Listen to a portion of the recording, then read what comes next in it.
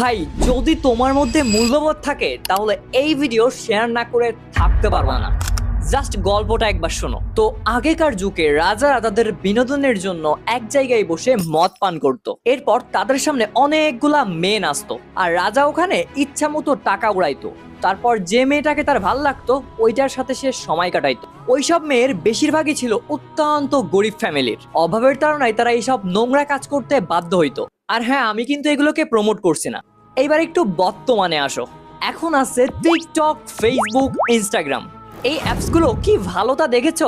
এখানে ধনী গরিবের কোনো ব্যবধানই নাই। সামান্য লাইক ফলোয়ারের জন্য মেয়েরা তাদের অমূল্য লজ্জাকে বিলিয়ে দিচ্ছে। মানে চাষার মেয়ে থেকে শুরু করে মন্ত্রীর মেয়ে, কোনোটারই ছাড় নাই। সবাই এই সেম ফাঁদে পড়ে আছে।